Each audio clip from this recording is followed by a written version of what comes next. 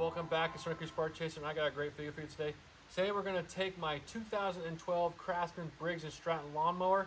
I've never had any service done on it, and I'm going to show you how I changed the oil, the spark plug, the air filter, and then put a new blade on here. Let's get right into it.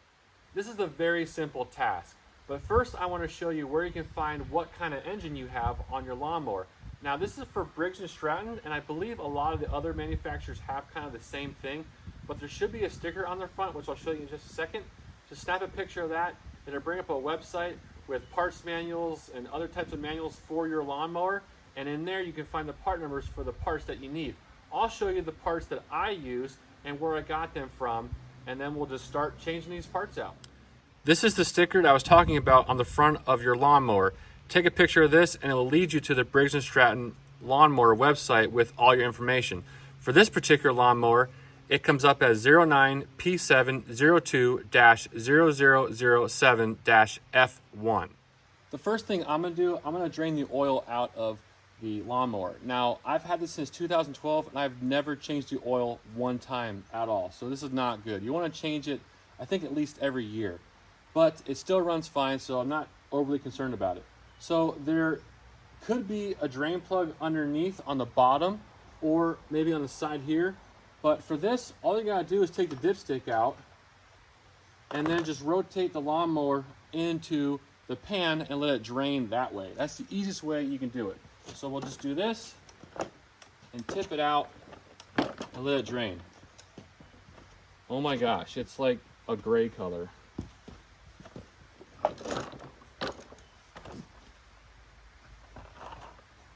Anyway, you gotta do this, let it support, and just let it drain for as long as it needs to. After she's done draining, just put the cap back on and we'll put new oil in at the very end. Next thing we're gonna do, we're gonna change the spark plug out. Now this you could do first, but there was no concern of me accidentally creating a spark, so I didn't do it when I did the oil, but you could do this as a first thing just to make it more safe. So just take your spark plugs in the front here, take the boot off, okay, move it off to the side, and then these are mostly all 5/8, so take a 5/8 spark plug removal tool and just unscrew it out. This is the old spark plug. It's pretty worn out, and it's a Champion brand RC12YX.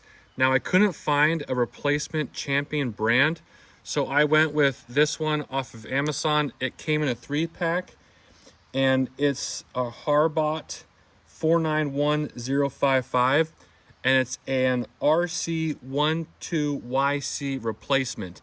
And they say you can replace it with this brand. It already does come with the correct spacing of 0.02 inches, and I did verify that with my spark plug measurement tool. But if it's not the right size, just bend this down and it will until you're at the right size. Now just take your spark plug and go ahead and put it back in. Make sure the washer's still installed.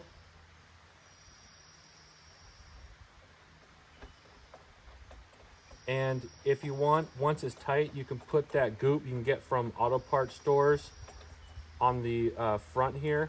I'm not going to, I'm not too concerned about it, but if you want, you can do that. Now, I'm not going to put the wire or the cable back on it because I want to keep it off when I'm changing the blade out. Now we're going to talk about changing the blade on the bottom of our lawnmower. Now, you can do this at any time. You don't have to replace the spark plug or do the oil or do the air filter, but there's a couple important things you want to do about it first off. If you have a type of lawnmower like mine that has a paper type filter like this, you want to make sure you tilt the lawnmower up with the filter facing towards the sky. If you don't and do it the other way, you're going to get oil and stuff coming through here, and it's going to make a huge mess and it's going to ruin your air filter. Now, if you have another type of filter that's like a foam type, you want to have the filter go down. So you actually go this way with it. But you want to make sure that you run it out of gas. So either take the gas out of it or just mow until there's no more gas in your lawnmower. Let's tilt it up, exposing the blade. Now take a big pair of vice grips like this, and we're gonna lock the blade in place. So just clip to the side like that, okay? Snug the blade up to it. Now put on some gloves. The blade can be sharp. This bolt down here is a 5/8, and we're gonna do counterclockwise to loosen it. So it's gonna put pressure, the blades will put pressure on the vice grip, not allowing it to rotate.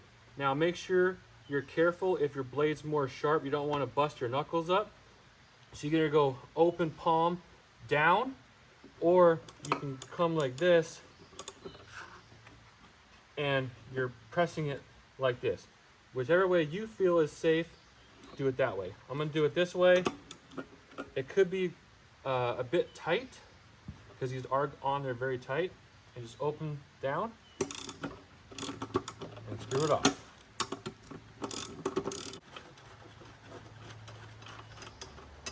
And then move off to the side. I'm gonna replace my blade with a gator or mulching blade by Oregon. It's a 598 631, and it's a 21 inch, which is pretty standard for a lot of these smaller lawnmowers. And it has a bow tie for the middle here. Now that matches the bow tie on the bottom of my shaft on my lawnmower there. Now the one I took off, it's also a gator blade, but it's a universal. So it just had a big hole here where the butterfly went inside, and then this bolt had two tongs that stuck out, and that captured the blade like that. Putting the blade back on is super easy. So with these gator or mulching blades, which I love because I hate bagging my grass, so I just let it do its job, and it makes it into a lot finer pieces of grass. So you want these flares like that to go up towards the top, and we'll put a little piece on there like that. Then we'll take the same bolt and the adapter on top that we took off the old one, screw it in here. Those little holes should line up with those little studs. Screw it down. Okay, I'm gonna grab my gloves again because I forgot them. This one is very sharp. I don't want to cut myself in this one. And then I had to rotate my vice grip just the other way because there's more meat on the bottom of the vice grip here to catch the blade. So we'll just rotate the blade till it hits the vice grip. Put it on tighten. So we're gonna go clockwise now with it, and we'll tighten it down.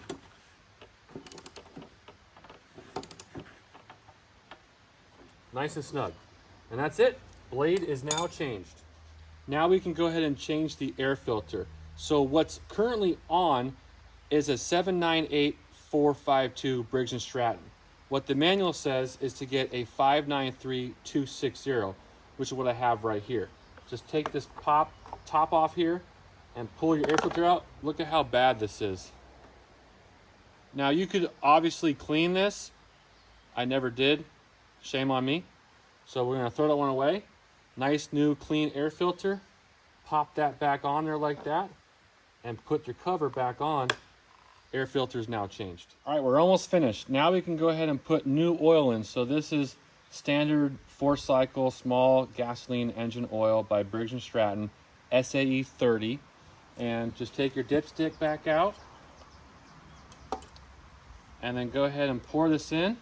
Now you're gonna pour in however much it takes to get the level right on your dipstick. So you might have to do this a few times to make sure you get the right amount in there.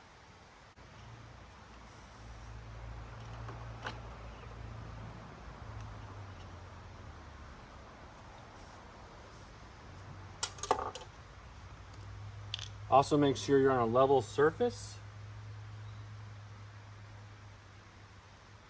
My dipstick has two arrows pointing towards each other, and that's where you want to have the oil sit. Double check. Okay, oil level is perfect. I'll put that back and I'm all done with that. Very last step, just put your spark plug boot back on. Make sure it snaps into place. There we go.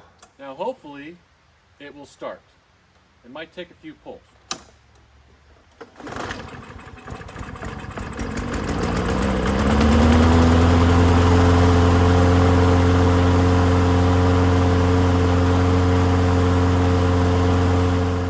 I'm actually pretty impressed. I had never been able to start it off of one pull before, so whatever I did, fix an issue I didn't really knew I had. So I'm happy that it works.